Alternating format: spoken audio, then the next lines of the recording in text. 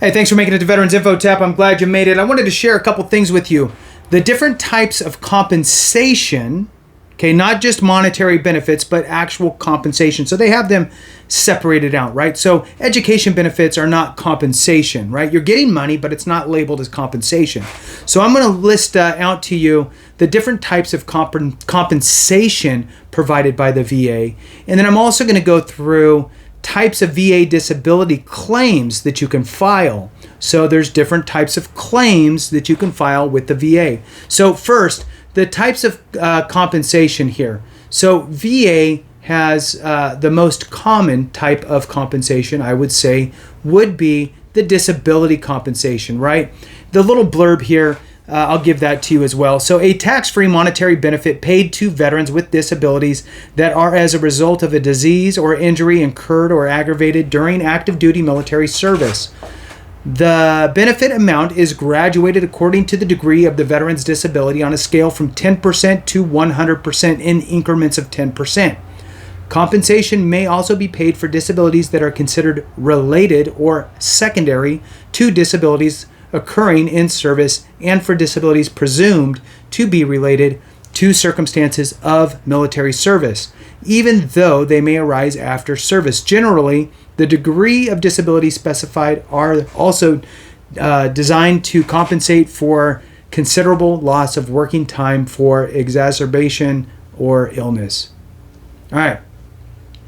Next one, dependency and indemnity compensation. This is DIC, dependency and indemnity compensation. It's tax-free monetary benefit, generally payable to a surviving spouse, child, or parent of a service member who died while on active duty for training, or inactive duty for training, or to survivors of veterans who died from their in-service connected disabilities. Parents DIC is an income-based benefit for parents who were financially dependent on a service member or veteran who died from a service-related cause. Now, I'm going to add in here on this little blurb for those that don't know. When you're talking about DIC for a surviving spouse or dependent child or what have you, for a veteran, okay? And it says if the veteran passed away of a service-connected disability. Now, there's different parts on a death certificate. There is the cause of death, and then there is a subsection with the ability to add in contributing cause to death. Now, the VA looks at both of those as cause of death for purposes of dependency indemnity compensation. So in other words, the example here would be veteran passes away due to a heart attack. The heart attack is listed as the cause of death. Okay? The VA has no service-connected conditions for the veteran for any heart conditions. So now, how do you link that with a service-connected condition for dependency indemnity compensation? Well, let's say that the veteran had hypertension, which is high blood pressure, and they also had a circulatory issue in their legs, okay? And both of those were rated with the VA at any percentage, doesn't matter. Then you, as the, let's say, surviving spouse, go to your vital records office and you tell them that you need to revise that death certificate and add contributing causes to death, such as hypertension and the circulatory issue, whatever they call it, on the VA side, and get both of those listed as contributing causes to the heart attack. Now, you would be able to utilize that new death certificate with the revised contributing cause of death section to get those put in for the dependency indemnity compensation. All right, moving on. Next one is special monthly compensation, SMC.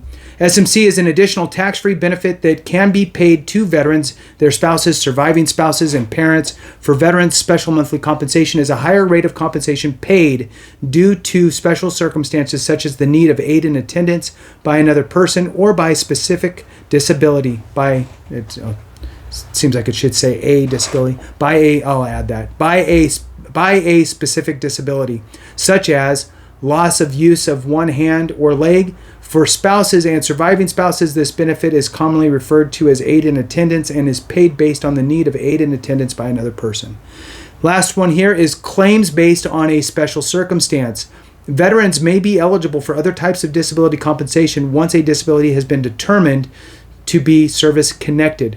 Special VA disability compensation programs include individual unemployability, automobile allowance, clothing allowance, pre-stabilization, hospitalization, convalescence, dental, and birth defects.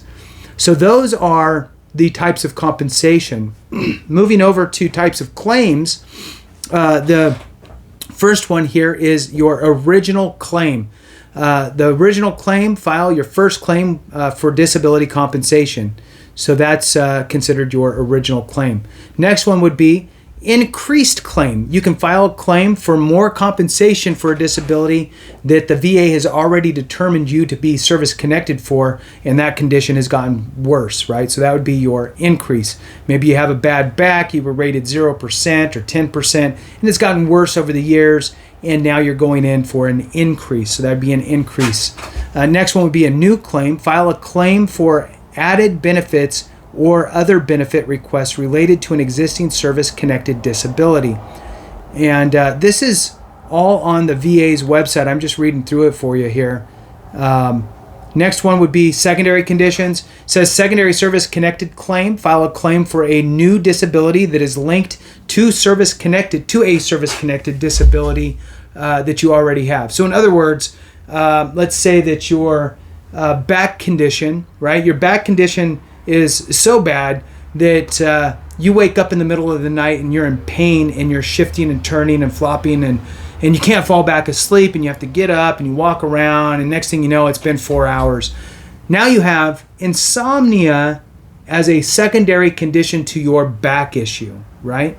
Or let's say that you have a bad right ankle and knee and hip, right? Your right side's messed up.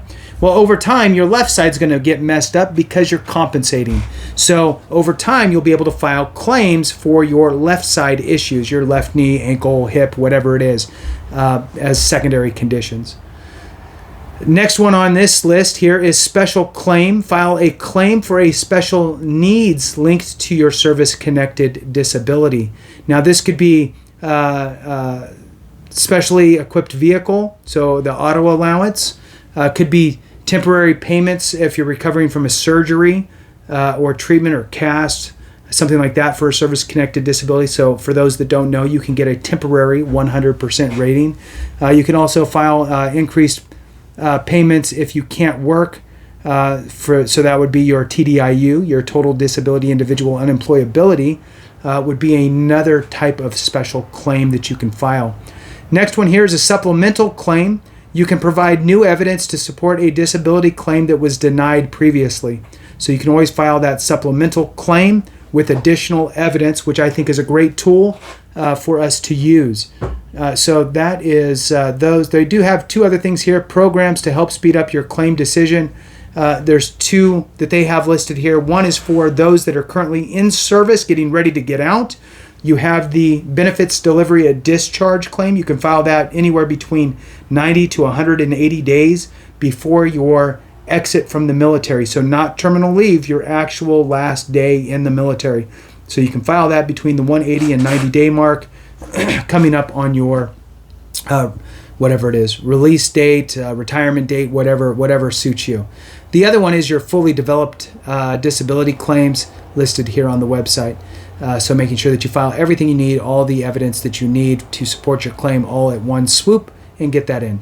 So with that, we'll go ahead and conclude it there. Thank you guys so much for watching. I really appreciate you. Have a great one. And remember, if we don't take care of each other, something went wrong.